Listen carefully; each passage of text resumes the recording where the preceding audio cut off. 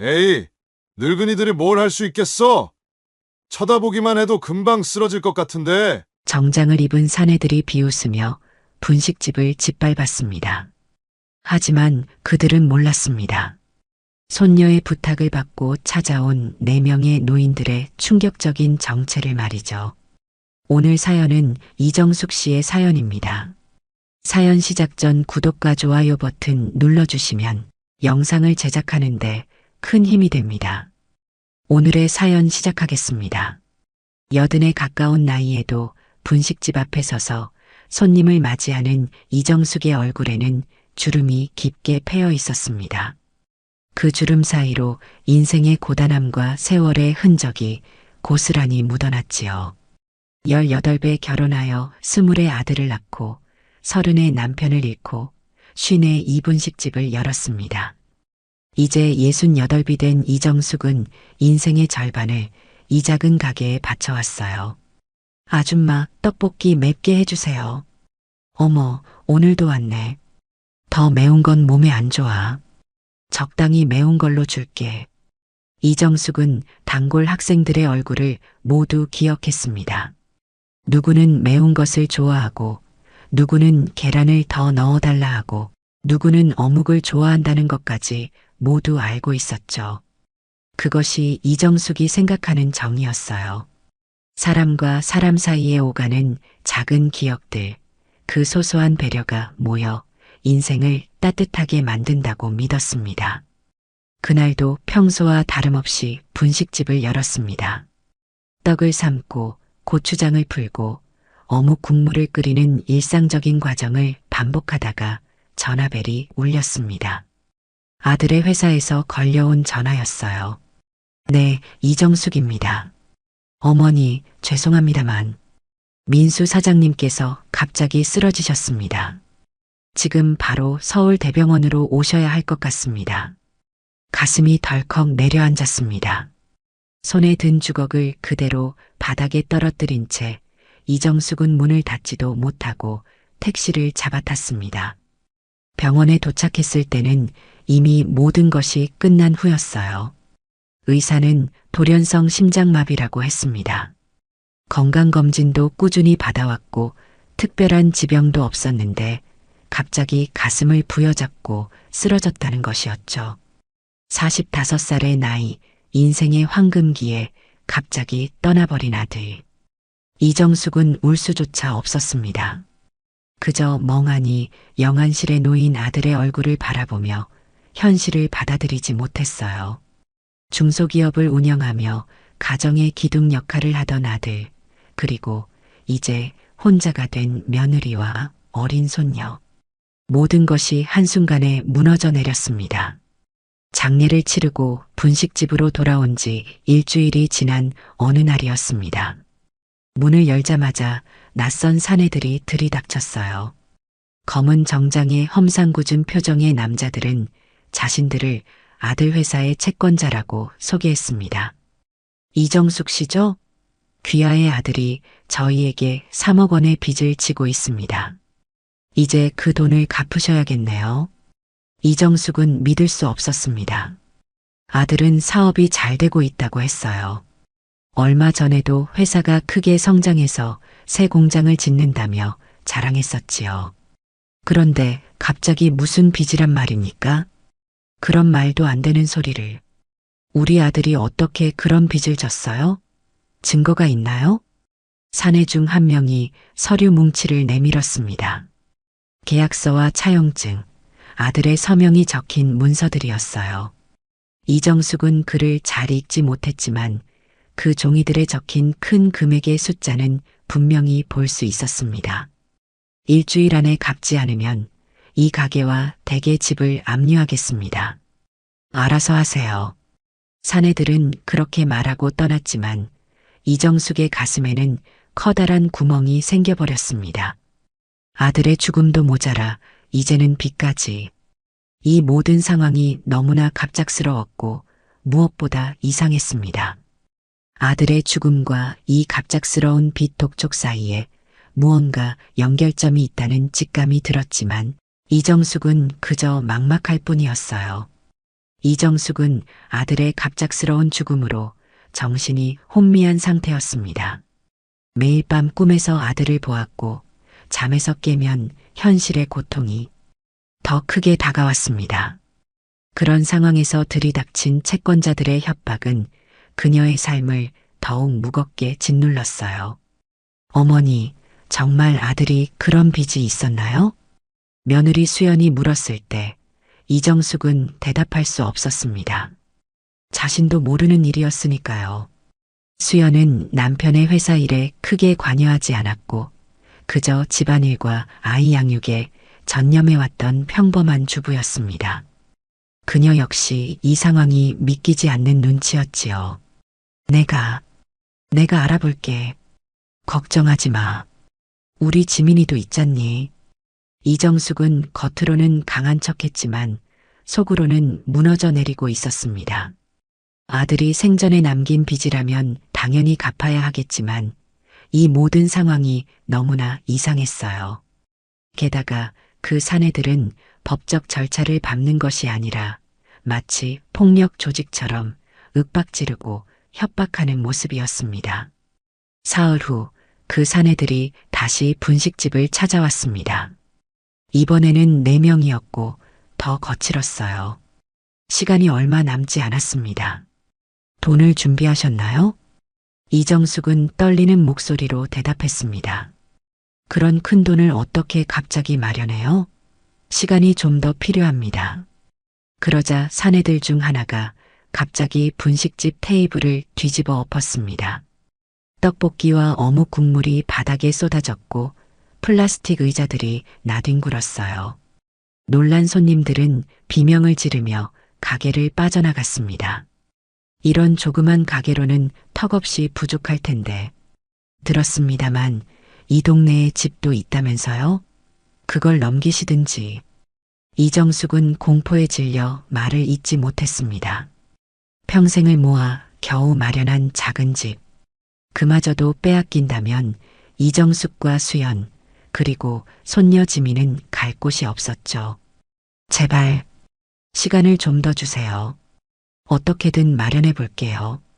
사내들은 비웃으며 가게를 나갔지만 다음 날부터 가게 앞에서 서성이기 시작했습니다. 손님들이 오려고 하면 위협적인 표정으로 노려보거나 때로는 직접적으로 여기 음식 위생이 안 좋다더라라며 소문을 퍼뜨리기도 했지요. 평소 북적거리던 분식집은 순식간에 손님들의 발길이 끊겼습니다. 단골 손님 중 일부는 그래도 이정숙을 믿고 찾아왔지만 대놓고 들이닥쳐 행패를 부리는 사내들 앞에서는 오래 머물지 못했어요.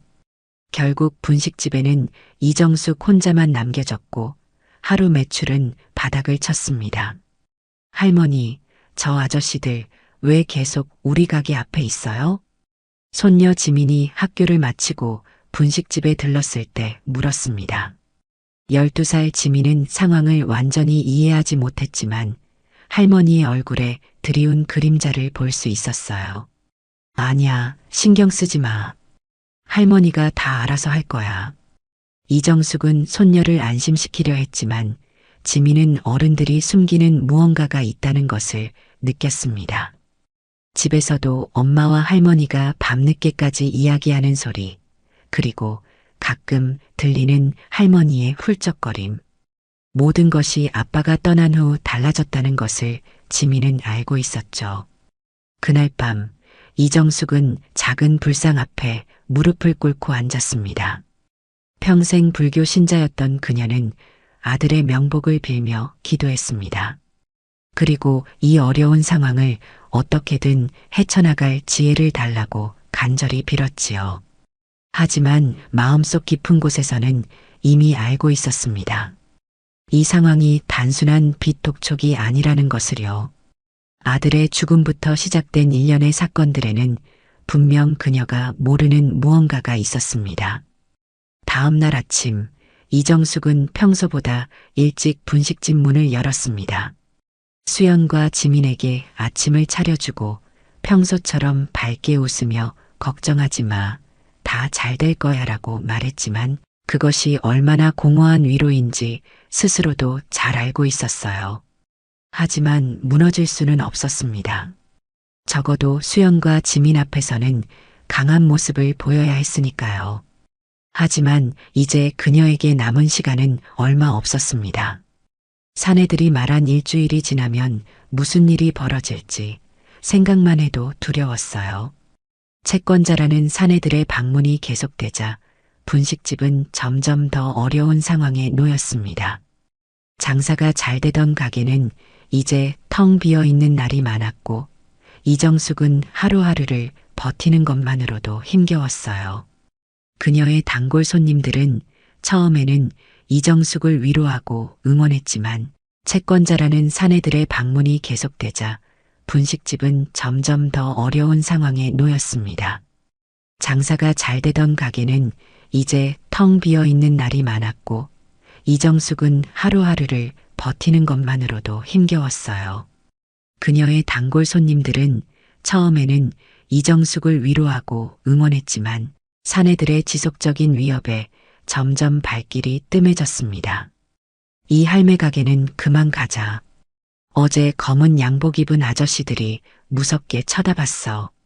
학생들의 수군거림이 들릴 때마다 이정숙의 가슴은 찢어질 듯 아팠습니다. 30년 가까이 이 동네에서 장사를 하며 정을 쌓아온 사람들이 하나둘 떠나가는 모습을 지켜보는 것은 생각보다 더 고통스러웠지요. 이제 점심시간에도 손님이 두세 정도만 오는 날이 많아졌습니다. 정숙 씨, 우리가 뭐 도울 일 없어요? 오랜 단골인 김할머니가 조심스레 물었습니다. 이정숙은 억지로 미소를 지으며 고개를 저었어요. 괜찮아요. 곧 해결될 거예요. 걱정하지 마세요. 하지만 입으로는 그렇게 말하면서도 마음속으로는 절망감이 커져갔습니다. 아들이 정말 그런 큰 빚을 졌는지 아니면 이 모든 것이 누군가의 꾸며낸 이야기인지 확인할 방법이 없었습니다. 변호사를 찾아가 볼까도 생각했지만 변호사 비용을 감당할 여력도 없었고 무엇보다 사내들이 보여준 서류에는 분명 아들의 서명이 있었어요. 그런 상황에서도 이정숙은 매일 아침 4시에 일어나 장을 보고 떡과 어묵을 준비했습니다. 손님이 없어도 가게 문을 열고 매일 같은 자리에서 기다렸어요. 그것이 그녀가 할 수 있는 유일한 저항이었지요. 할머니, 오늘도 장사 안 돼요? 학교를 마치고 분식집에 들른 지민이 물었습니다. 이정숙은 손녀의 머리를 쓰다듬으며 웃어 보였어요. 괜찮아. 오늘은 좀 조용할 뿐이야. 너 배고프지? 떡볶이 해줄게. 지민은 할머니가 만들어준 떡볶이를 먹으며 창밖을 바라보았습니다. 가게 앞에 서 있는 검은 옷의 남자들이 보였지요. 지민은 그들이 아빠가 죽은 후부터 나타나기 시작했다는 것을 알고 있었습니다. 그리고 그들 때문에 할머니와 엄마가 밤마다 울고 있다는 것도 눈치챘어요. 지민은 그날 저녁 자신이 다니는 태권도 도장으로 향했습니다. 도장에는 늘 아이들을 지켜보는 노인들이 있었어요. 그들은 한때 이 도장의 관장이었거나 근처에 사는 어르신들로 아이들이 태권도를 배우는 모습을 보며 시간을 보내곤 했습니다. 지민아, 오늘은 왜 이렇게 표정이 어두워? 무슨 일 있니? 박할아버지가 물었습니다. 80이 넘은 나이에도 여전히 반듯한 자세와 선명한 눈빛을 가진 그는 지민에게 늘 따뜻하게 대해주었지요. 지민은 잠시 망설이다 용기를 내어 말했습니다. 할아버지, 우리 할머니가 지금 큰 어려움에 처해 있어요. 그리고는 아빠의 갑작스러운 죽음부터 채권자들의 협박, 분식집의 상황까지 모든 것을 이야기했습니다. 평소라면 어른들의 일에 끼어들지 말라는 가르침대로 침묵했겠지만 더 이상 지켜볼 수만은 없었어요. 특히 어젯밤 할머니가 이제 집도 팔아야 할지 모르겠다고 엄마에게 말하는 것을 엿들은 후로는 더욱 그랬습니다. 박할아버지는 지민의 이야기를 묵묵히 들었습니다. 그리고 옆에 있던 다른 노인들과 눈빛을 교환했어요. 그들은 지민이 모르는 무언가를 공유하는 듯 했습니다. 지민아, 할머니께 걱정 마시라고 전해드려. 우리가 한번 가보겠다. 박할아버지의 말에 지민은 어리둥절했지만 왠지 모를 안도감을 느꼈습니다. 그의 목소리에 담긴 단호함이 작은 희망으로 다가왔어요. 그날 밤 이정숙은 또다시 잠을 이루지 못했습니다. 내일이면 사내들이 정한 마감일이었고 그녀에게는 3억 원은커녕 생활비조차 빠듯한 상황이었지요. 이제 정말 집을 팔아야 할지도 모른다는 생각에 가슴이 무너져 내렸습니다. 새벽녘 겨우 잠이 들었을 때 이정숙은 꿈속에서 아들을 만났습니다. 아들은 그저 슬픈 표정으로 그녀를 바라보기만 할 뿐 아무 말도 하지 않았어요. 이정숙은 꿈에서 깨어나 눈물을 훔쳤습니다. 시계는 새벽 3시를 가리키고 있었고 그녀는 다시 잠들기를 포기한 채 일어나 분식집을 향해 발걸음을 옮겼어요. 어둠 속에서 분식집으로 향하는 길, 이정숙은 문득 누군가 자신을 지켜보는 듯한 기분을 느꼈습니다. 하지만 뒤돌아봐도 아무도 없었지요. 그저 새벽의 고요함만이 그녀를 감쌀 뿐이었습니다. 이정숙은 한숨을 내쉬며 가게 문을 열었어요. 오늘이 마지막 날일지도 모른다는 생각에 가슴이 저렸습니다. 분식집 안으로 들어서자 익숙한 공간이 갑자기 낯설게 느껴졌습니다. 30년 동안 하루도 빠짐없이 서 있던 이 자리가 이제는 남의 것이 될지도 모른다고 생각하니 눈물이 흘렀어요. 이정숙은 눈물을 닦으며 하루를 시작했습니다. 어떤 일이 벌어지든 적어도 오늘 하루만큼은 최선을 다해 살아가기로 했습니다. 정오가 되자 예상대로 사내들이 나타났습니다. 이번에는 6명이나 되었고 그들의 표정은 더욱 험악했어요. 이정숙은 떨리는 손으로 앞치마를 매만지며 그들을 맞이했지만 이미 결과는 뻔했습니다. 시간이 다 됐습니다. 돈은 준비하셨습니까? 앞에 선 사내가 차갑게 물었어요. 이정숙은 고개를 숙인 채 작은 목소리로 대답했습니다. 아직 그렇게 많은 돈을 모으지 못했어요. 사내는 비웃듯 콧방귀를 뀌었습니다. 그럼 이제 집을 내놓으셔야겠네요. 아니면 이 가게라도 당장. 이정숙은 말없이 고개만 숙였습니다. 더 이상 할 말이 없었어요. 그때였습니다. 가게 문이 열리며 노인 몇 명이 들어섰습니다. 이정숙이 놀란 눈으로 바라보니 그 중에는 지민이 다니는 태권도 도장에서 본 적 있는 얼굴들이 있었어요. 죄송합니다만 저희가 잠시 대화 좀 나눌 수 있을까요? 박할아버지라고 불리는 노인이 부드럽게 말했습니다. 80을 훌쩍 넘긴 나이지만 그의 목소리에는 묘한 힘이 실려 있었어요. 사내들은 황당하다는 듯 노인들을 바라보았습니다. 무슨 대화요? 노인네들이 끼어들 일이 아닙니다. 그냥 가세요. 채권자라는 사내들의 방문이 계속되자 분식집은 점점 더 어려운 상황에 놓였습니다. 장사가 잘 되던 가게는 이제 텅 비어 있는 날이 많았고 이정숙은 하루하루를 버티는 것만으로도 힘겨웠어요. 그녀의 단골 손님들은 처음에는 이정숙을 위로하고 응원했지만 사내들의 지속적인 위협에 점점 발길이 뜸해졌습니다. 이 할매 가게는 그만 가자. 어제 검은 양복 입은 아저씨들이 무섭게 쳐다봤어. 학생들의 수군거림이 들릴 때마다 이정숙의 가슴은 찢어질 듯 아팠습니다. 30년 가까이 이 동네에서 장사를 하며 정을 쌓아온 사람들이 하나둘 떠나가는 모습을 지켜보는 것은 생각보다 더 고통스러웠지요. 이제 점심시간에도 손님이 두세 정도만 오는 날이 많아졌습니다. 정숙 씨, 우리가 뭐 도울 일 없어요? 오랜 단골인 김할머니가 조심스레 물었습니다. 이정숙은 억지로 미소를 지으며 고개를 저었어요. 괜찮아요. 곧 해결될 거예요. 걱정하지 마세요. 하지만 입으로는 그렇게 말하면서도 마음속으로는 절망감이 커져갔습니다. 아들이 정말 그런 큰 빚을 졌는지 아니면 이 모든 것이 누군가의 꾸며낸 이야기인지 확인할 방법이 없었습니다. 변호사를 찾아가 볼까도 생각했지만 변호사 비용을 감당할 여력도 없었고 무엇보다 사내들이 보여준 서류에는 분명 아들의 서명이 있었어요. 그런 상황에서도 이정숙은 매일 아침 4시에 일어나 장을 보고 떡과 어묵을 준비했습니다. 손님이 없어도 가게 문을 열고 매일 같은 자리에서 기다렸어요. 그것이 그녀가 할 수 있는 유일한 저항이었지요. 할머니, 오늘도 장사 안 돼요? 학교를 마치고 분식집에 들른 지민이 물었습니다. 이정숙은 손녀의 머리를 쓰다듬으며 웃어 보였어요. 괜찮아. 오늘은 좀 조용할 뿐이야. 너 배고프지? 떡볶이 해줄게. 지민은 할머니가 만들어준 떡볶이를 먹으며 창밖을 바라보았습니다.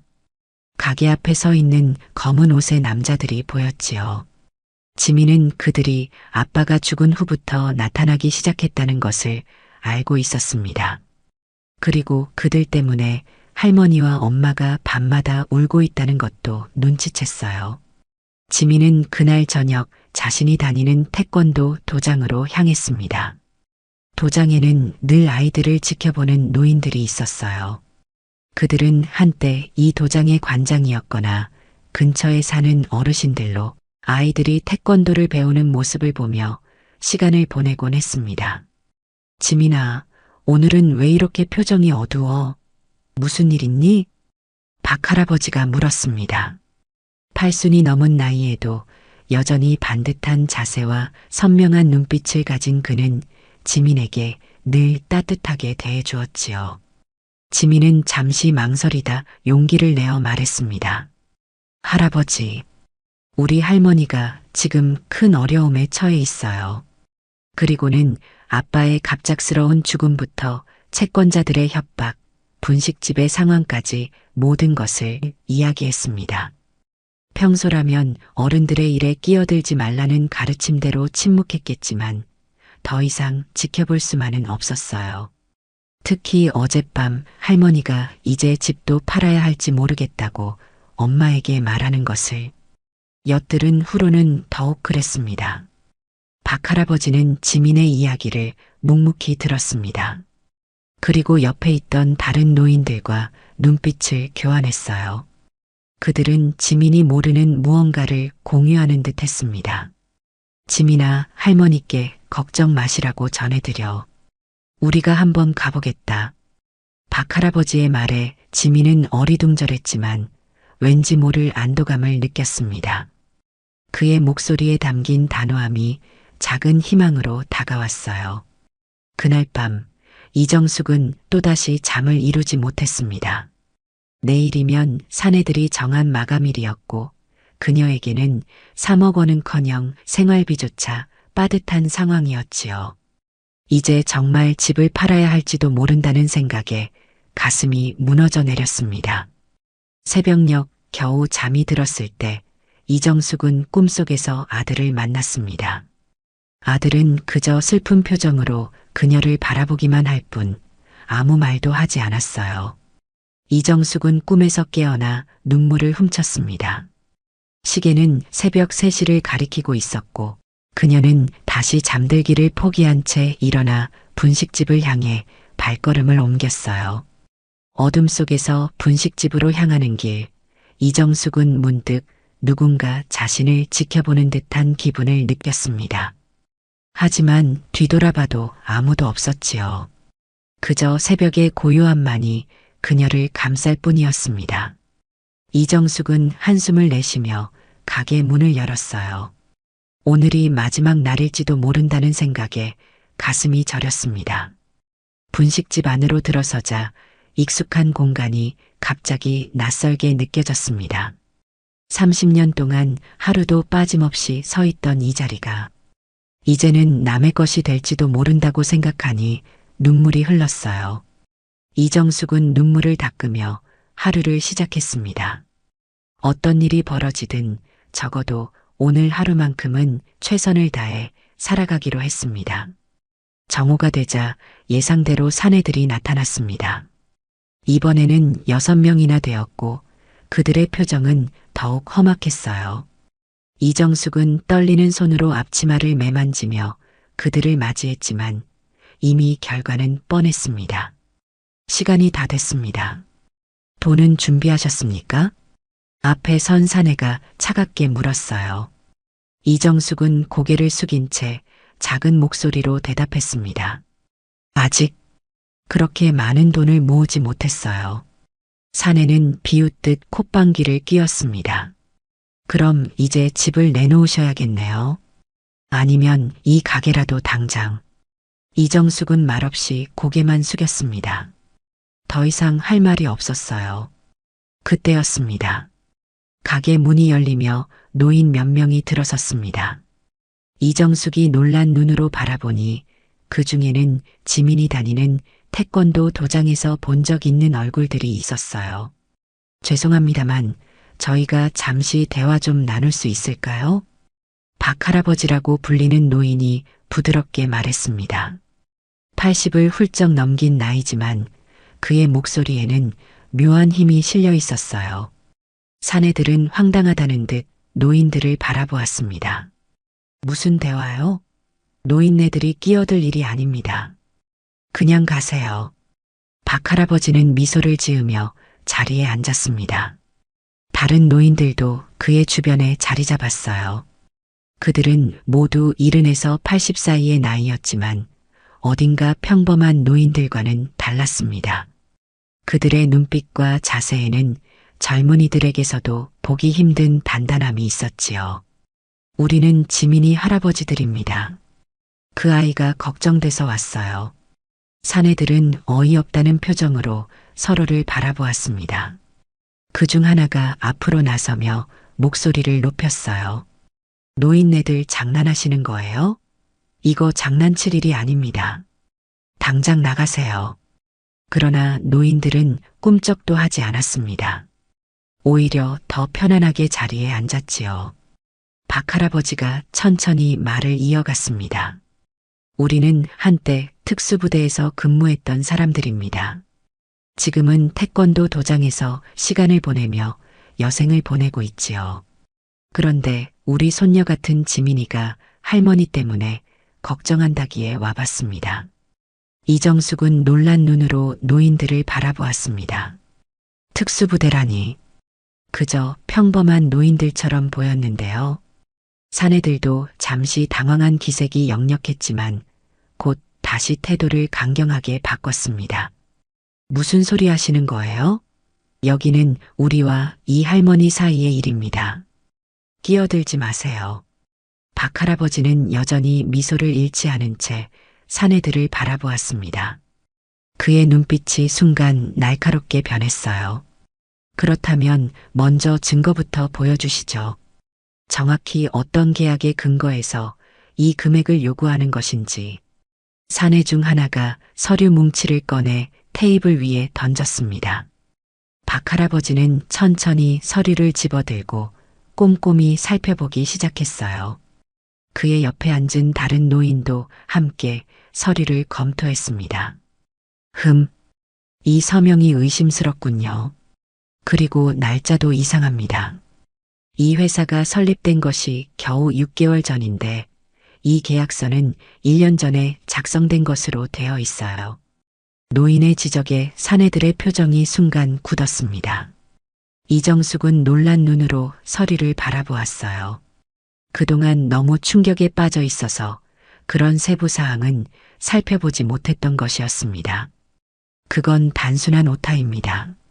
본질은 변하지 않아요.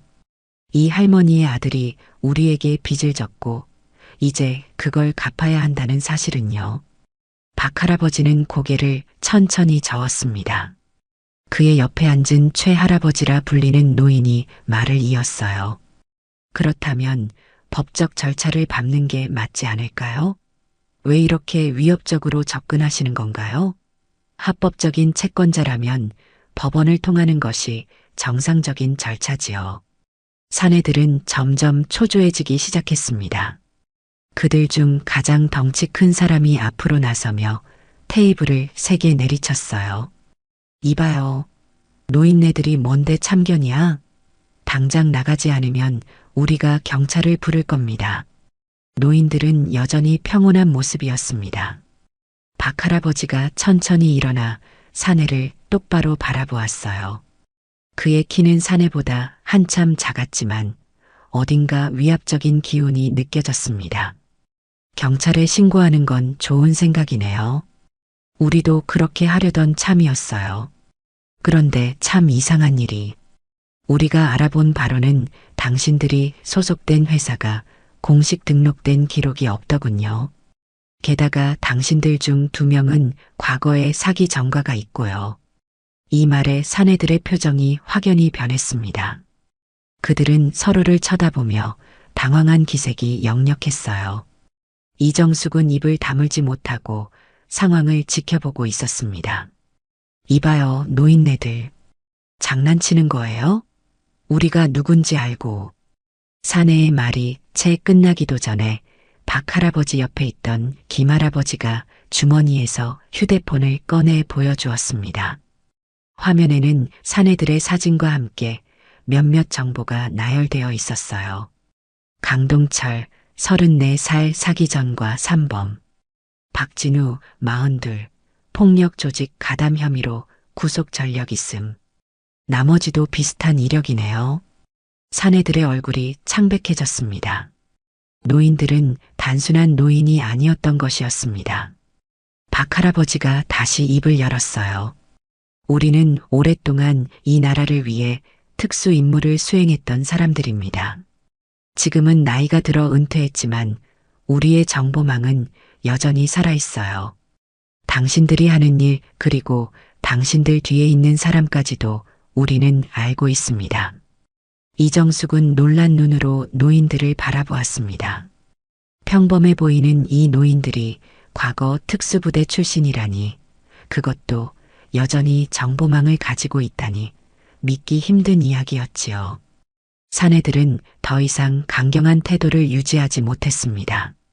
그들은 서로 눈짓을 주고받더니 천천히 뒤로 물러났어요. 오늘은 여기까지 하죠. 하지만 이 일이 끝난 것은 아닙니다. 사내들은 그렇게 말하고 가게를 나갔습니다. 문이 닫히자 이정숙은 안도의 한숨을 내쉬며 주저앉았어요. 그녀의 눈에서는 눈물이 흘러내렸습니다. 정말 감사합니다. 어떻게 이런 일까지. 박 할아버지는 부드럽게 미소 지으며 이정숙의 어깨를 토닥였습니다. 괜찮습니다. 지민이가 할머니 걱정을 많이 했어요. 우리가 도울 수 있어서 다행입니다. 이정숙은 지민이 이 노인들에게 도움을 청했다는 사실에 놀랐지만 한편으로는 고마웠습니다. 어린 손녀가 할머니를 위해 용기를 냈다는 것이 가슴 뭉클했어요. 하지만 이게 무슨 일인지. 우리 아들이 정말 그런 빚을 졌을 리가 없는데. 최 할아버지가 고개를 끄덕이며 말했습니다. 우리도 그렇게 생각합니다. 당신 아들의 죽음과 이 채권자들의 등장 사이에는 분명 연관성이 있을 겁니다. 우리가 좀 더 조사해 보겠습니다. 노인들은 그날 이후로 매일 분식집에 나타났습니다. 그들은 평범한 손님처럼 음식을 먹고 이야기를 나누며 시간을 보냈지만 사실은 가게를 지키고 있었던 것이었지요. 사내들은 더 이상 나타나지 않았고 덕분에 손님들도 조금씩 돌아오기 시작했습니다. 한편 박 할아버지와 그의 동료들은 이정숙 아들의 죽음에 대해 조사하기 시작했습니다. 그들은 과거 특수부대에서 쌓은 경험과 인맥을 활용해 정보를 모았어요. 그 과정에서 놀라운 사실들이 하나둘 드러나기 시작했습니다. 이정숙의 분식집에 평화가 돌아온 지 일주일째 되는 날이었습니다. 노인들은 여전히 매일 가게를 찾았고 이정숙은 그들에게 특별히 맛있는 떡볶이와 김밥을 대접했어요. 그녀에게 노인들은 이제 은인이나 다름없었습니다. 어머니, 오늘은 중요한 이야기가 있습니다. 박할아버지가 조용히 말했어요. 그의 표정이 평소보다 진지했습니다. 이정숙은 불안한 마음으로 그를 바라보았지요. 무슨 일인가요? 노인들은 가게 문을 닫고 이정숙을 테이블에 앉혔습니다. 최 할아버지가 서류 몇 장을 꺼내 그녀 앞에 놓았어요. 우리가 조사한 결과 당신 아들의 죽음은 단순한 심장마비가 아니었습니다. 이정숙은 숨을 들이켰습니다. 불길한 예감이 그녀를 엄습했지요. 무슨 말씀이세요? 김할아버지가 말을 이었습니다. 당신 아들의 회사는 최근 큰 정부 계약을 따냈어요. 국방부와 관련된 중요한 계약이었죠. 그런데 그 과정에서 몇몇 불법적인 거래를 발견한 것 같습니다. 이정숙은 혼란스러웠습니다. 아들은 평범한 중소기업 사장이었지 무슨 국방부와 계약을 할 만한 사람이 아니었어요. 그게 무슨... 박할아버지가 차분히 설명했습니다. 당신 아들의 회사는 특수 금속 가공 기술을 가지고 있었어요. 그 기술이 국방 장비에 활용될 수 있다는 것을 알게 된 몇몇 사람들이 접근했고 당신 아들은 처음에는 그저 좋은 기회라고 생각했을 겁니다. 이어서 최 할아버지가 말했어요. 하지만 계약 과정에서 뭔가를 발견했나 봐요. 불법적인 자금 흐름이나 기술 유출 같은 것을 말이죠. 그리고 그걸 신고하려 했던 것 같습니다. 이정숙의 얼굴이 창백해졌습니다. 그녀는 떨리는 손으로 테이블을 붙잡았어요. 그러니까 우리 아들이... 박할아버지가 고개를 끄덕였습니다. 네, 살해당했을 가능성이 높습니다. 심장마비로 위장한 독살이었을 거예요. 그리고 그 뒤에 나타난 채권자들은 사실 그들이 보낸 사람들이었던 겁니다. 이정숙은 충격에 말을 잇지 못했습니다. 아들이 그런 끔찍한 일에 휘말려 목숨을 잃었다니 도저히 믿기지 않았어요. 그렇다면 그 사람들은 누구죠? 김할아버지가 답했습니다. 과거 우리가 추적했던 조직과 연관이 있습니다. 국가 전복을 노리던 범죄 조직의 일원들이었죠. 그들은 오랫동안 잠복해 있다가 최근 다시 활동을 시작한 것 같아요. 이정숙은 충격과 분노, 그리고 슬픔이 뒤섞인 감정에 휩싸였습니다. 아들이 정의로운 일을 하려다 목숨을 잃었다는 사실이 그녀를 더욱 아프게 했어요. 그럼 이제 어떻게 해야 하나요? 박할아버지의 눈빛이 날카로워졌습니다. 우리가 계획이 있습니다. 하지만 먼저 당신과 가족의 안전을 확보해야 해요. 그날 밤 예상대로 사내들이 다시 분식집을 습격했습니다. 하지만 이번에는 노인들이 준비하고 있었죠.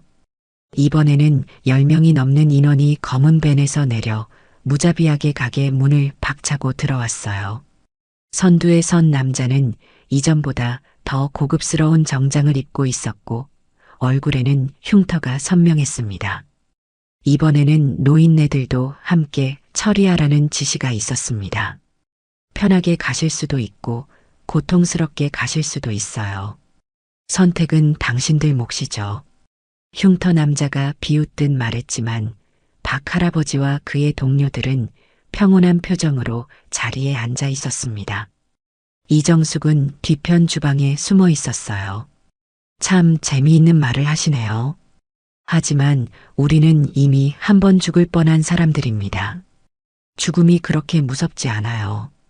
박할아버지가 천천히 일어나며 말했습니다. 그의 나이가 무색하게 움직임은 날렵했고 눈빛은 젊은이보다 더 예리했어요. 흉터 남자는 부하들에게 손짓했습니다. 없애버려. 순식간에 사내들이 노인들을 향해 달려들었습니다. 하지만 그 순간 믿을 수 없는 광경이 펼쳐졌어요. 80을 넘긴 박할아버지가 마치 젊은 날의 맹수처럼 몸을 날렸습니다. 그의 손과 발은 번개같이 빨랐고 첫 번째로 달려든 사내는 한 번의 손동작에 바닥에 쓰러졌어요. 우리는 젊었을 때 죽음의 계곡이라 불리던 곳에서 살아남은 사람들이라네. 최 할아버지가 말하며 두 명의 사내를 동시에 제압했습니다. 그의 손목 동작은 너무 빨라서 눈으로 따라가기 힘들 정도였어요. 사내들의 몸이 공중에 뜬 후 바닥에 내리꽂혔습니다.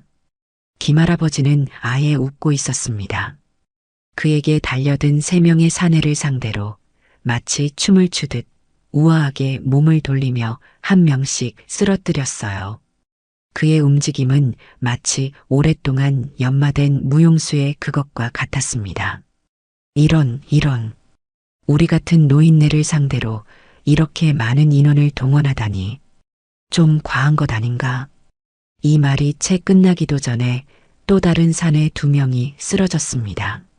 노인들의 움직임은 마치 영화에서나 볼 법한 특수부대의 전투기술 그 자체였어요. 특히 박 할아버지는 아무런 무기 없이도 주변의 사물을 이용해 사내들을 제압했습니다. 젓가락 하나로 거대한 사내의 팔을 고정시키고 식탁볼을 이용해 두 명을 한꺼번에 묶어버리는 광경은 경이로울 정도였어요. 흉터 남자는 상황이 불리해지자 뒤로 물러나기 시작했습니다. 하지만 그때 가게 뒷문이 열리며 또 다른 노인 3명이 나타났어요. 그들 역시 박 할아버지와 같은 특수부대 출신들이었습니다. 어디 가시나? 아직 이야기가 끝나지 않았는데. 노인 중 한 명이 흉터 남자의 어깨를 단단히 붙잡았습니다. 그의 소나기 힘에 흉터 남자는 얼굴을 찌푸렸어요. 불과 3분 만에 10명이 넘는 사내들이 모두 제압되었습니다. 그들은 바닥에 쓰러져 신음하거나 움직이지 못하도록 견고하게 묶여 있었어요. 노인들은 숨조차 가쁘지 않았습니다. 이정숙은 주방에서 나와 믿을 수 없는 광경을 목격했습니다. 그녀가 알던 평범한 노인들의 모습은 온데간데 없고 그 자리에는 마치 전설의 무사들 같은 인물들이 서 있었어요. 괜찮으세요, 이정숙 씨? 놀라셨죠? 박 할아버지가 미소를 지으며 물었습니다. 그는 방금 전 10여 명의 사내를 제압한 사람이라고는 믿기지 않을 만큼 평온한 표정이었어요. 어떻게 이런 일이? 이정숙은 말을 잇지 못했습니다. 박 할아버지는 부드럽게 웃으며 대답했어요. 우리는 단순한 퇴역 군인이 아닙니다. 한국 특수부대 중에서도 가장 비밀스러운 조직, 그림자 부대의 생존자들이죠. 50년 전 우리는 국가의 부름을 받아 가장 위험한 임무들을 수행했습니다. 지금 이 흉터 있는 친구처럼 국가를 위협하는 세력들과 싸웠지요.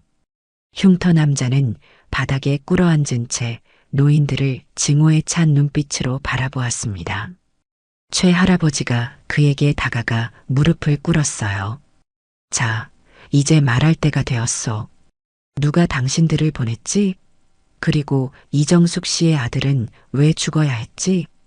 흉터 남자는 입을 꾹 다물었지만 김할아버지가 그의 어깨의 특정 부위를 누르자 갑자기 고통스러운 신음을 내뱉었습니다. 이건 진실의 손가락이라 부르는 기술이요. 누르는 강도에 따라 고통의 정도가 달라지지. 계속 참을 텐가? 흉터 남자는 결국 항복했습니다. 말하겠소. 말하겠습니다. 그가 털어놓은 진실은 충격적이었습니다. 이정숙의 아들은 국방부 관련 계약을 수주하던 중 거대한 비리와 불법 자금 세탁을 발견했다고 해요. 그 배후에는 새 새벽이라는 비밀 조직이 있었는데 이들은 오래전부터 국가 전복을 계획해온 위험한 세력이었습니다. 당신 아들은 너무 많은 것을 알게 되었소. 그래서 제거할 수밖에 없었어요. 심장마비로 위장한 특수 독극물이었죠. 이정숙은 아들의 죽음 진상을 듣고 오열했습니다. 그녀의 아들은 불의에 맞서다 목숨을 잃은 것이었어요. 박할아버지가 나서서 흉터 남자의 얼굴을 똑바로 응시했습니다. 당신들의 조직, 모든 정보를 알려주시오. 지금 당장. 알려줘봤자 소용없소. 우리 조직은 너무 크고 너무 강력해. 당신들 같은 늙은이들이 어떻게 할 수 있겠소? 박할아버지는 의미심장한 미소를 지었습니다. 우리 같은 늙은이들. 그렇게 말하는 당신이 방금 우리에게 제압당했다는 사실은 잊으신 모양이군요. 그리고 그는 주머니에서 작은 녹음기를 꺼냈습니다. 이 대화는 모두 녹음되고 있어. 그리고 지금 이 순간 우리의 오랜 동료들이 당신이 말한 모든 정보를 바탕으로 당신들의 조직을 추적하고 있을 거요. 흉터 남자의 얼굴이 창백해졌습니다. 그때 밖에서 경찰차 사이렌 소리가 들려왔어요. 우리는 이미 국정원의 특별수사팀과 연락을 취했소. 당신들이 연루된 모든 불법 행위, 이정숙 씨 아들의 살해, 그리고 새 새벽 조직의 국가 전복 계획까지 모든 증거가 그들에게 전달되었소. 박할아버지의 말에 흉터 남자는 완전히 패배한 표정이 되었습니다. 그는 더 이상 저항할 의지를 잃은 채 고개를 떨구었어요. 얼마 후 경찰과 국정원 요원들이 나타나 사내들을 체포해 갔습니다. 이정숙은 여전히 충격에서 벗어나지 못한 채 노인들을 바라보았습니다. 정말 감사합니다. 하지만 여러분은 도대체... 최 할아버지가 부드럽게 그녀의 손을 잡았습니다. 우리는 그저 평범한 노인들이 되고 싶었지만 때로는 과거의 기술이 필요한 순간이 오는 법이지요. 당신의 아들은 용감했습니다. 그리고 우리는 그의 정의로운 뜻을 이어받아 이 일을 마무리했을 뿐이에요. 한 달 후 이정숙의 분식집은 예전의 활기를 되찾았습니다. 아니, 오히려 더 번창했다고 해야 할까요? 새 새벽 조직과 관련된 사건이 언론에 보도되면서 이정숙의 아들이 애국자로 재평가받았고 그의 어머니가 운영하는 분식집에 많은 사람들이 찾아오기 시작했어요. 아줌마, 떡볶이 대자로 주세요. 네, 금방 나옵니다. 이정숙은 활기찬 목소리로 대답했습니다. 가게 한쪽에는 늘 박할아버지와 그의 동료들이 자리를 지키고 있었어요. 그들은 이제 이정숙에게 있어 가족과도 같은 존재가 되었습니다. 국정원의 수사 결과 새 새벽 조직은 국방부와 관련된 비리뿐 아니라 국가 안보를 위협하는 다양한 불법 활동에 연루되어 있었다는 것이 밝혀졌습니다. 그리고 이정숙의 아들이 이를 폭로하려다 살해당했다는 사실도 확인되었지요. 정부는 이정숙의 아들에게 표창을 수여했고 유가족에게는 적절한 보상이 이루어졌습니다. 할머니, 오늘도 박할아버지랑 태권도 배우고 왔어요. 지민이 학교를 마치고 분식집으로 들어왔습니다. 그녀의 얼굴은 활기찼고 예전의 우울함은 찾아볼 수 없었어요. 박할아버지와 그의 동료들은 지민에게 자기 방어 기술을 가르치기 시작했고 지민은 그들의 가르침을 열심히 받아들였습니다. 그래, 우리 지민이 정말 대단하네. 자, 여기 간식 먹어. 이정숙은 손녀의 머리를 쓰다듬으며 따뜻한 떡볶이를 내밀었습니다. 지민은 기쁜 표정으로 떡볶이를 받아먹기 시작했어요. 할머니, 오늘 박 할아버지가 특수부대에서 있었던 이야기 들려주셨어요. 정말 멋져요. 이정숙은 미소를 지었습니다. 그녀도 이제는 노인들의 과거 이야기를 조금씩 알게 되었어요. 그들이 어떤 위험한 임무를 수행했는지, 어떻게 국가를 위해 자신의 목숨을 걸었는지에 대한 이야기들이었습니다. 박 할아버지가 지민의 옆자리에 앉았습니다. 지민아, 너는 정말 용감한 아이야. 할머니가 어려움에 처했을 때 우리에게 도움을 청한 것은 정말 현명한 결정이었어. 지민은 쑥스러운 듯 웃었습니다. 그냥 할머니가 걱정됐어요. 그리고 할아버지들이 평범한 할아버지가 아니란 걸 알았거든요. 그랬구나. 어떻게 알았지?